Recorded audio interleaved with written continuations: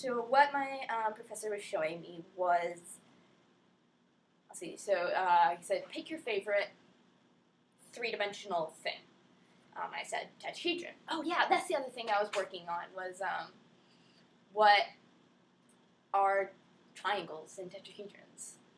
And what it is, and I like how many different ways, because I can make a, what's the next step? There's always a question I'm asking, what's the next step? So how did I draw? I'll detour, because this was exciting. So how do I draw a triangle? Okay, well I start out with an edge, and then I draw, instead of, usually, how we get to a two-dimensional thing from a one-dimensional thing is we double this.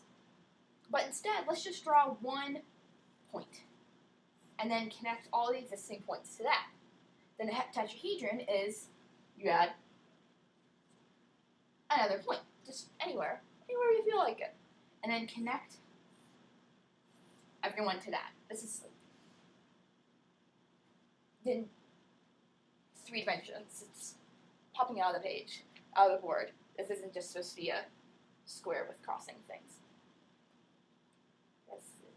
Yeah, just squint your eyes and you'll see it. So that's the algorithm for making a triangle-y thing. So I could make one about a cube. That was a terribly drawn cube. All right.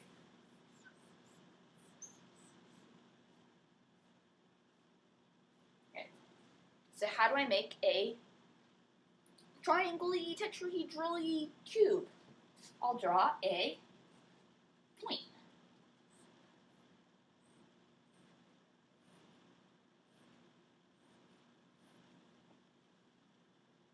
It's a little messy. I'll admit. But, and of course, the point is somewhere off in one of the other dimensions. A dimension that hasn't been used yet. So here we've used up 3 dimensions. Okay, pick another one. Call it the 4th. Whatever. And then stick a point over there.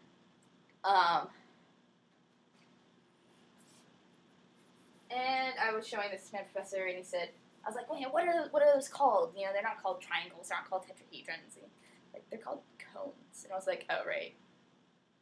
Yes, those are called cones, aren't they? But he said there's like something about a cone over a topological space. So that's where that would go. Is just draw a point, connect all the lines to it, and then and then every edge would become a face. Wait. Here we go. Just make sure I'm in the screen.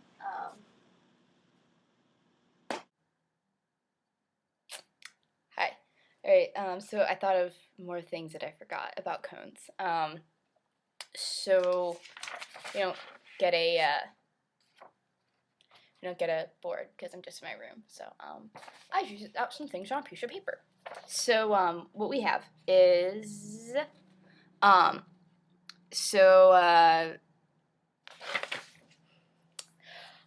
okay, so what I was thinking about, what I found out about cones, or I don't know if you can say found out, but this is a neat way of thinking about it. I like this way of thinking about it. So it's let's say it's over a square, cone over a square. So you have a square, and you make a cube out of it. And then you take the top square. You pick one of the squares, and you make it smaller, and smaller, and smaller, and smaller, until it turns into a point. These drawings are supposed to be a sort of time-lapse photography, sort of that happening. So take that. This is your cube that you start out with, and then this is the top of it, and getting smaller, and it gets so small that it turns into a point. This seems like a little bit of a magical step here, but it's actually not really, because of Euler characteristics. because here you have a we call it a point. Points minus lines are the same here. And you get a face. And so it has 1, and this is just 1 is also. This seems a little hand wavy there, but it kind of works. It's like if you took. So you remember we talked about, yes, we've talked about links. So imagine a 3-dimensional link. Oh, we haven't talked about Euler characteristics yet. That's what it is. Spoiler alert. What I'm saying is that the point and the face here are being kind of equivalent.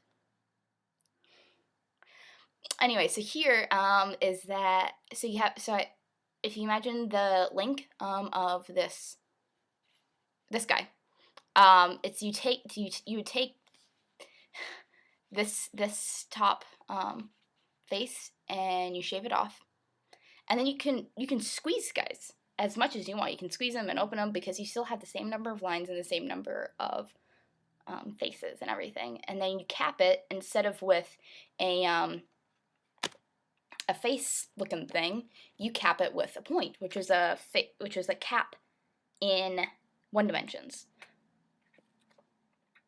So and so expanding on that is, this one is I've attached a square to an edge. So it's basically I took the top one and I squeezed it until it became not a point, but it became an edge, because that edge is a cap in 2 dimensions.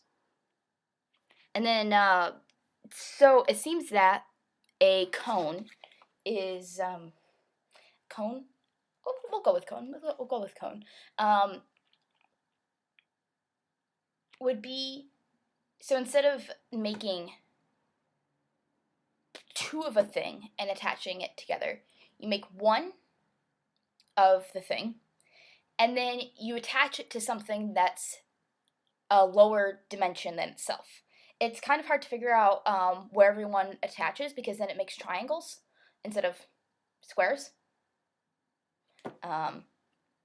So this one I attached a cube to a face.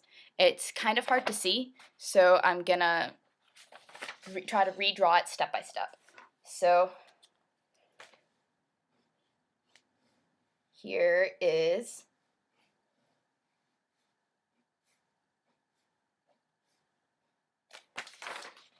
this is a cube that we start off with. So when we were going to draw 4 cube before, we drew 2 cubes and then attached them together. So this time I'm going to draw a square. I'm going to draw it kind of sort of inside it so you can see where everything's connecting and it's not all stretched out.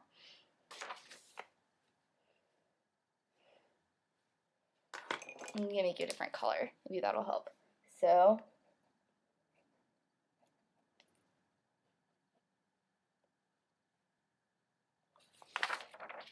and this is the square that I'm going to attach it to, the blue guy in there. So I had to figure out what the corresponding points were. So I went with, it's all backwards, which is why this is hard to do. So I'll draw it just like I did before. So if you look right there, see, it's like if you look at it the right way, you can see a bunch of, we call them triangular prisms all together. So I decided that the ones along the sort of diagonal direction, the ones that aren't up or across, are the ones that go together. I could have done it another way as well, but it also sort of makes sense because the square that I drew was the same up and downs as the other one. So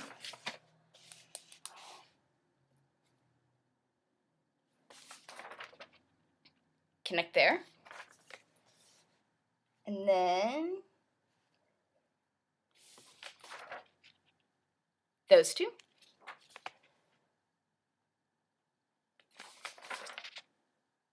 those two.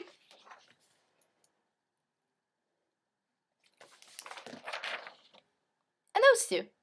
You can get yourself a bunch of triangular prisms sort of smushed together. And you can see if you made that square inside smaller, if you made it into a line or you made it into a point, then you would get a different sort of cone. Or, and then another way that you could think about this one is if you made a cube and another cube, and then you took the second cube and you smushed it. So then the other lines get smooshed together too. So those are different sorts of cones.